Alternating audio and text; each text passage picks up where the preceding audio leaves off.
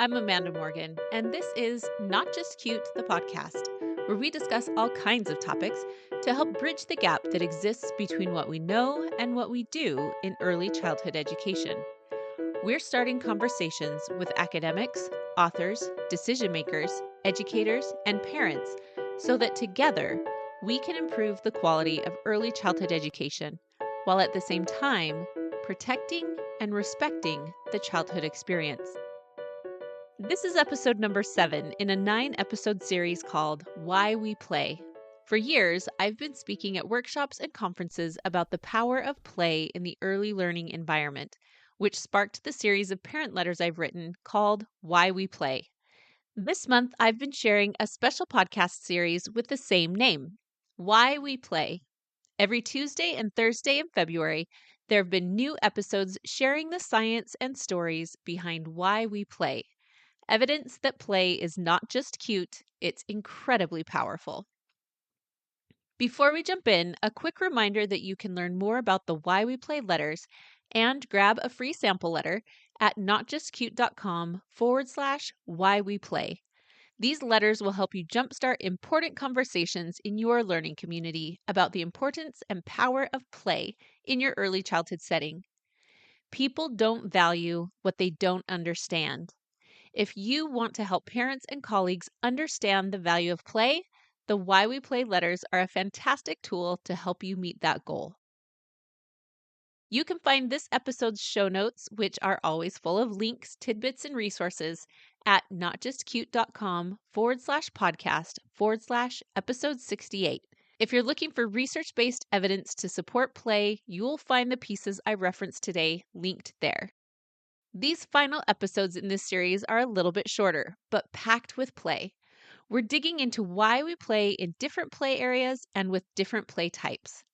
This episode's focus is the dress-up area and dramatic play. We'll talk about the powerful developmental support that comes from dressing up and playing pretend.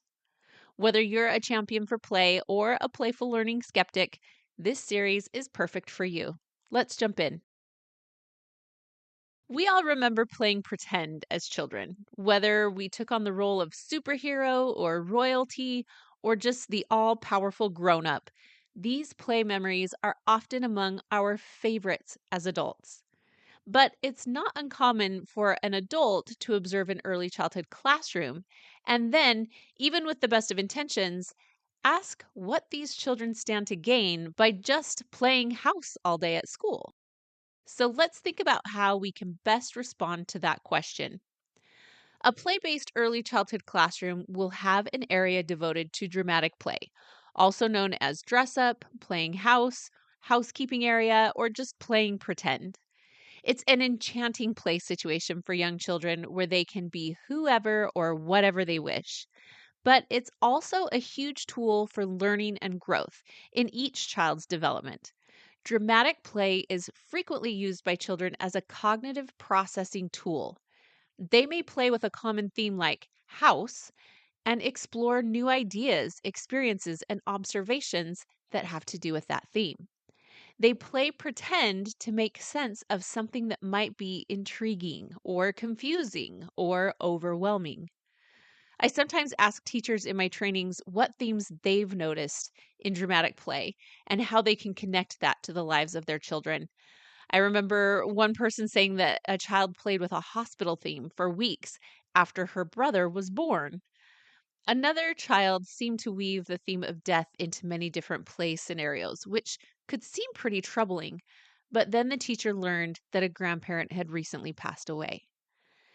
Children often reenact situations that are new or frightening or difficult as a means to process or feel power in those situations. Big and small events like a new sibling or a startling snake or a sick grandparent, these types of experiences all easily work their way into play themes.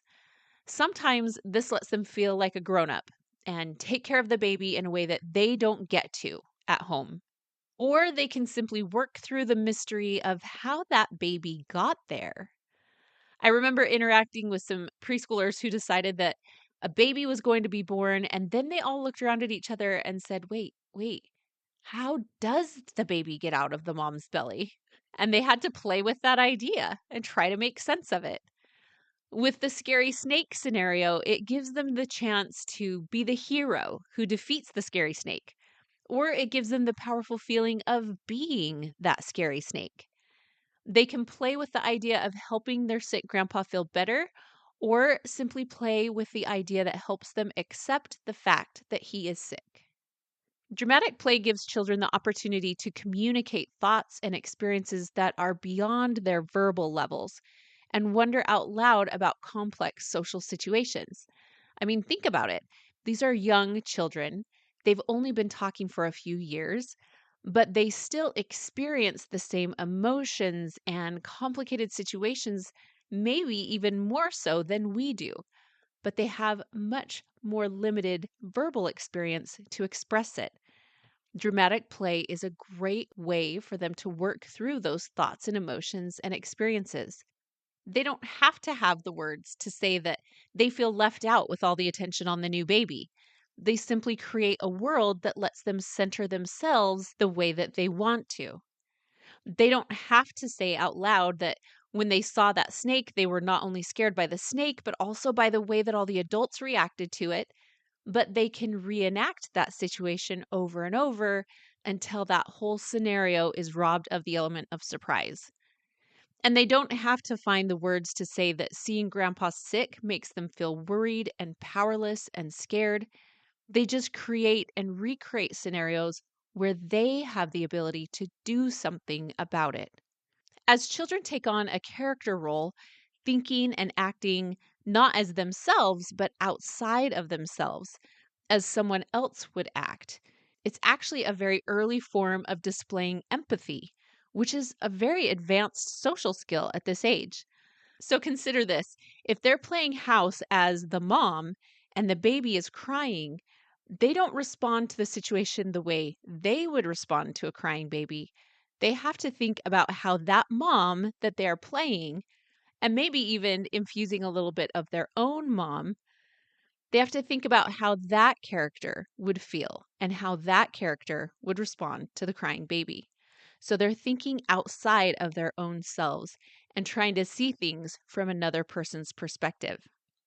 While some may see this ability to live in another world as simply being disconnected and distracted, this ability actually shows an advance in cognitive processing.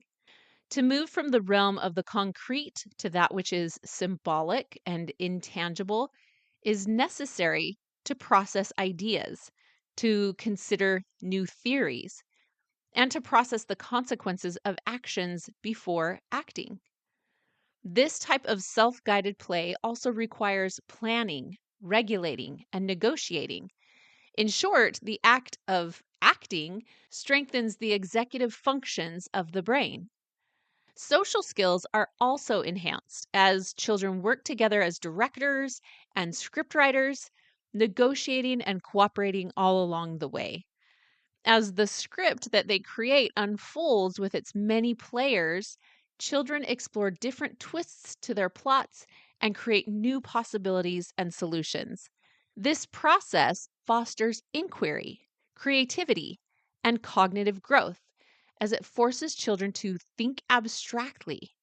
In fact, a study published in a special STEM issue of the journal Education Sciences, published in 2022, they shared that in pretend play, children learn to identify problems and apply problem solving techniques.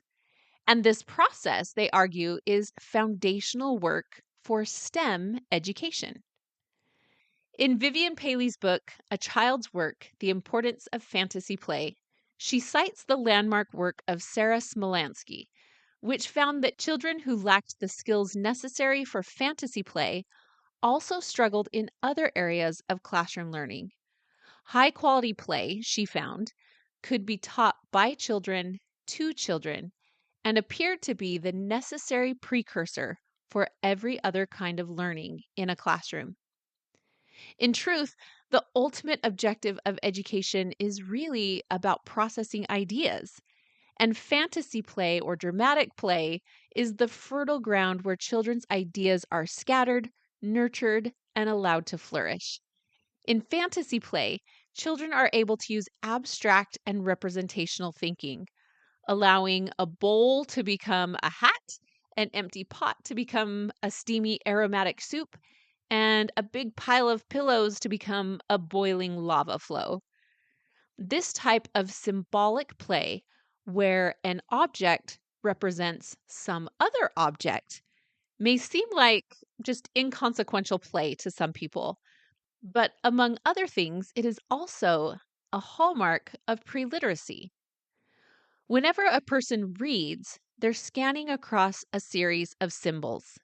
Together, those symbols arrange and rearrange to make different words, and those words carry ideas.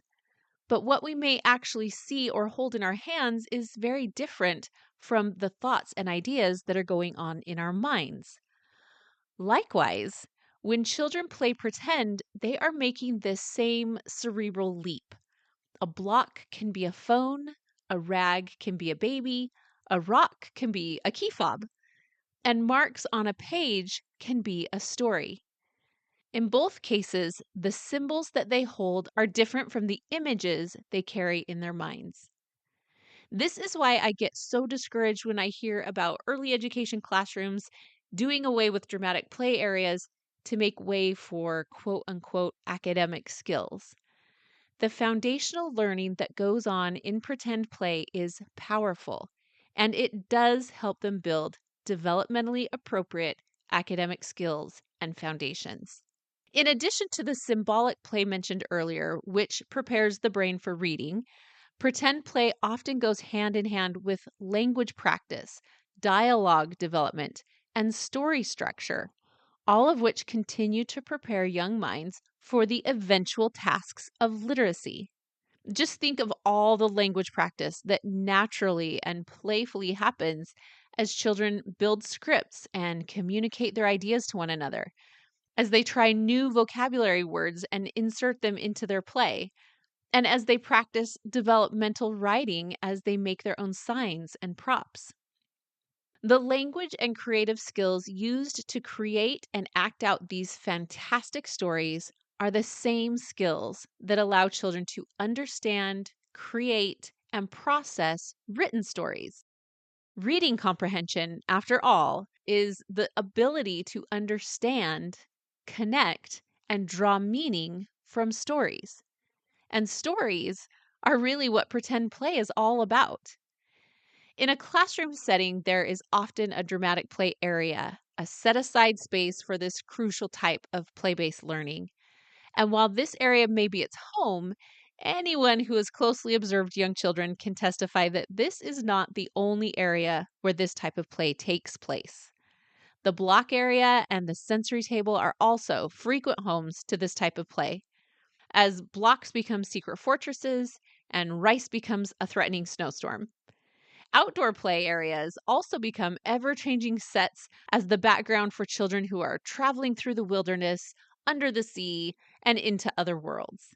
In truth, nowhere is safe from the transformative powers of a child's imagination. Even when we're unaware, a child may be creating and pretending, assigning roles, and imagining scenes without ever saying a word. Anyone who's read Calvin and Hobbes knows that. When we notice this pretend play in our classrooms, it is wonderful to help with support and props as they're needed. But please don't underestimate a child's ability to pretend when they pretend. Let me tell you what I mean. Sometimes it's tempting to dive into the Pinterest, Instagram version of creating the most realistic, cutest, dramatic play area possible. And I don't fault you for trying. But think about how fun that is for you to create. As much as is reasonable, that creative, fun process should be in the children's hands. We can start with simple things and have the children help us as we add to and extend those different props and scenery so that they have a piece of ownership and a part of the creative process. These props don't have to be that complicated.